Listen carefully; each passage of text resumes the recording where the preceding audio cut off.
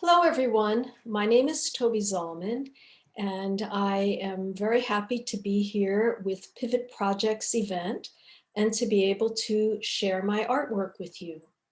I was trained as a painter and practiced doing painting for roughly 8 to 10 years after graduating college. At that time, at around 1992, I decided to stop painting and change my medium to make sculpture instead. I considered myself a materials-based sculptor and used all kinds of both natural and manufactured materials and combined them. So I used materials like beeswax and dirt and sand and wool and wire and chicken wire and steel wool, cement and plaster, and made quite a number of different sculptures during the 8 to 10 years that I was making my what I call materials-based sculpture. In about 2004, I decided to sort of change my focus a little bit. And up until that point, most of my work was kind of personal content. And that's that and the materials themselves is what generated my ideas for the sculptures. But at that time, I decided to start looking a little bit outside of myself and was looking at society and felt that there were a couple things going on. First of all, communications was just exploding. The ability to communicate with each other with cell phones and emails and texts and all various kinds of ways of communicating. Yet I felt that were we really able to communicate well with each other? So I embarked on what I call my communication series, and that is where I started with the piece that you see here. It's called Overheard. And in this piece, I actually used it was my first usage of upcycled materials that were kind of in the public. So the handsets from telephones. And I combined the handsets with the kinds of natural forms that I had been using previously and connected them to the wall with phone jacks. This next piece called Can You Hear Me Now? Which was about 7 feet tall to give you a sense of scale. I used the handsets and combined it with things like plaster and wire and rope and chicken wire. And again, adhered the piece to the wall with the phone jacks. So after working with the communication series for a little while, I embarked on 3 different series of works, which involved e-waste. And what generated these series in a very productive time was a report that I saw on the news about our e-waste being exported to China, where they were burning it, causing incredible health problems in the local population. And so I was beginning to collect these keyboards, which were actually going out of date and just considered waste, and started adding text to them from the keys that were in the keyboard and combining them with not alternative, but natural and manufactured materials. So the top one, which is the first one in this series, is called Home End, and it was inspired by my father's passing. The second one down is called Closed, and the keyboard is combined with security glass. The third one down is called Eros. And this next one is called Mired, Wired, and Tired. And it was very much reflecting my feelings about working so hard with computers. Another series that I was doing at this time was my basically untitled computer box series, of which there were 4. And I combined the interior of a computer, which I had taken the guts out of, and combined it with various kinds of materials. So the top one is cement and wool. The next one down is beeswax. And like I said, there were 4 of those. And concurrently at this time, I did a series of, I did 2 large installation pieces. This is the larger of the 2, and it's called Strata. With this piece, I took 36 computer boxes and filled them with torn tar paper. This piece took quite a while to make. It was over 2 years in the making, and that's why I did the other pieces at the same time. This piece can be arranged in a site-responsive way. And my thought in creating this piece was that the e-waste that we were producing would ultimately be in landfills and be taken over with dirt and rocks and become part of the land itself. And the image was really of like the Grand Canyon. So the tar paper was covered with powdered pigment. Here's a detail. During this time when I was doing these 3 series of sculptures, I also started doing a series of drawings, which used a process that I had previously developed of printing out images from my computer onto a piece of drawing paper and then working on top of it with charcoal or pencil or erasing into it. So this piece is called Strata Drawing 4, and it was created out of 12 pieces of paper that had been fed through my laser printer. And the piece originated from a photo that I had taken of the sculpture Strata.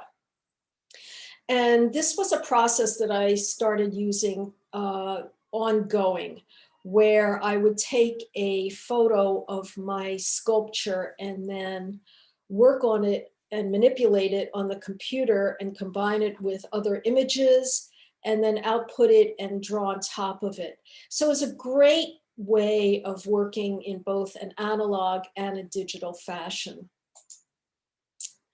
Around 2014, after working with the 3 different computer series and the drawings, I worked on that for about 7 years. I decided that it was time to start moving in a slightly different direction and became very concerned about plastics in our environment, both the production of the plastics and the disposal of it. It was becoming much more well publicized, the Great Pacific Garbage Patch, and the harm that these plastic bags were creating, and the health problems that people were having because of the petroleum that was used in the creation of the plastics. So I started using various kinds of plastics in my work. This first piece is called Water Bottle Piece. And this is also an intersection of my concerns about having safe drinking water. And why are we pumping water out of the land and the environment to put in bottles that have to be disposed of? I mean, water bottles can be very useful in an emergency and in a disaster, but as an everyday convenience, they're just horrendous, and they end up really polluting the environment. I was also playing around with using plastic bags at this time and was experimenting with doing different pieces. So this piece is called PB2, and it's plastic bags that are shredded, and then this happens to be covered with tar. And this is PB4, which again uses the shredded plastic bags of different colors. And this one, in this piece, I also used entire plastic bags. While I was experimenting using new forms of plastic for me in my work, I also started doing a series of drawings that I began not as images of my sculpture, but of images that I created on the computer and then manipulated. I again output these pieces of drawing paper and assembled the units into larger scale drawings. So this piece is about 4 feet big. It's called Plastic Bags in Water 1. And I was really inspired by the beauty of the plastic bags, especially when they were in water. They had a similar sort of reflective quality. And so it inspired a conflict within myself of the beauty of these terrible items, and yet they inspired me. This is Plastic Bags in Water 2. And this is Plastic Bags in Water 3. This is the largest of this particular series. I created this image on my computer. The piece consists of 40 units of paper that I output, and I worked extensively with an eraser and pencil with this piece. And there's 40 units, and the piece is roughly 10 feet wide. Around this time, I was feeling a little bit of restlessness of wanting to have the drawings, despite their large size, become more physical and more related to my sculpture, and including the material. So I developed a process by which I could transfer the drawing onto a piece of muslin, and then attach plastic bags directly to the drawing. So this gave the drawing a sense of physicality. It was also in a single sheet rather than being in a number of units. And this piece is about 5 feet wide. It's called Whirl, W-H-O-R-L. The next piece that I did after that was Plastic Bags in Water 5.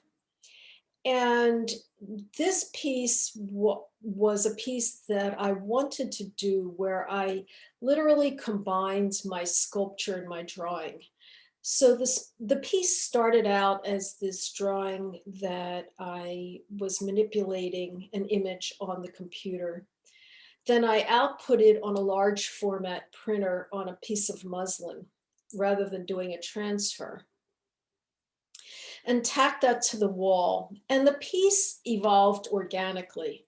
So after I did that, I began adhering plastic bags to the piece, and they start getting larger and more complete as plastic bags, to the point where they start tumbling onto the floor. I also wanted to have a kind of literal depiction of plastic bags in this piece, and that's where the two pieces of paper on the left and the right side were added to be a little bit more literal and less abstract with this work. Additionally, I wanted to have the piece reference a kind of landscape. And so I added the 3 drawings up at the top, which are more referencing clouds.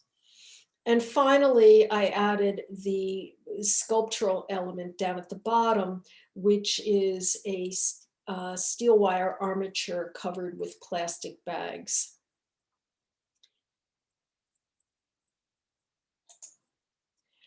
Um, During this time of creating Plastic Bags in Water 5, I also started a series of sculptures that are ultimately going to be 5 columns.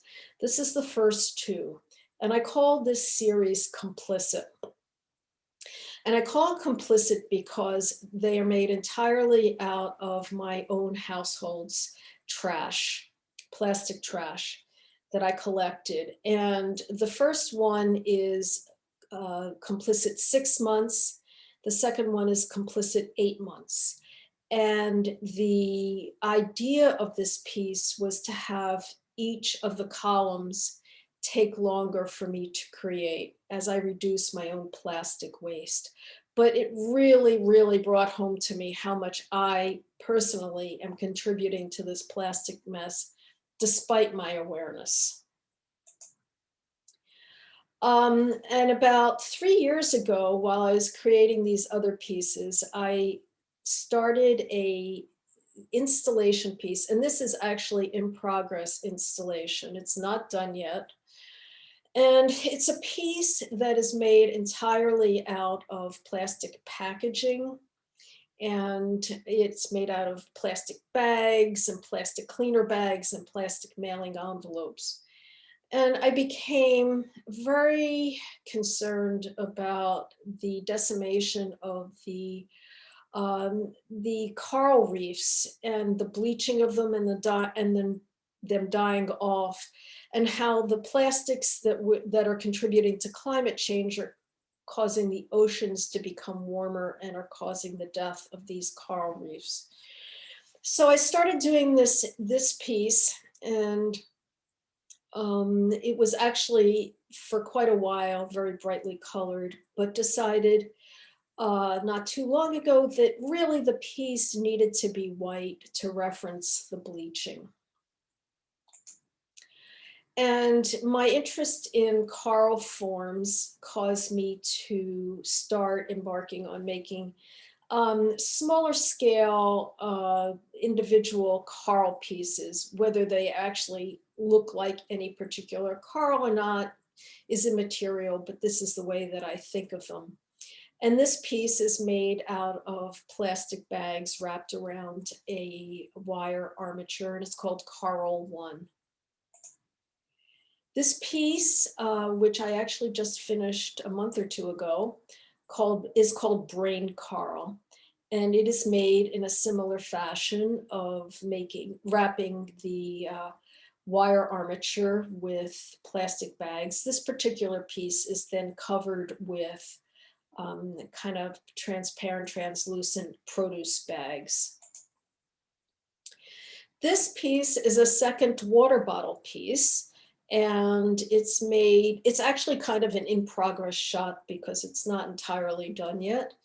And it's called Ice Mountain because when I started doing this piece and collecting water bottles out of trash cans and off the street and having people give them to me, I started fusing them, and it's called Ice Mountain because that's the most prevalent brand of the water bottles that I was finding. When the pandemic started, I felt the need to create some works that were of a smaller scale and decided to make pieces that took me about a day or 2 each. So these they're individual mollusks, and they are, the piece as a whole is called a Small Works Group, and there's 18 of them. The scale is roughly 1.5 to 3.5 inches wide or tall. And they're made out of plastic drinking cups that I had hanging around my studio for years and didn't even realize I had and hadn't used them. And so I decided to make art out of them and combine them with mainly other plastics, but sometimes things like stones or cloth. And during this past year, I also started a series of what amounted to 12 drawings. I call them disintegration. So it's disintegration 1 and 3. And these are, they started as a photograph of one of my sculptures, which isn't done yet. And I manipulated the image on the computer and output them. They're actually rather small. They're only about 10 by 13 inches each. And finally, I'd like to show you this piece called Water Bottle Drawing. I did this piece about a year ago, and it began as a series of photographs that I took of my first water bottle piece and manipulated all the images on the computer, output it on 4 panels of muslin on large format printer, and then worked into it with pastel. Now this piece is rather large. It is about 12 feet wide.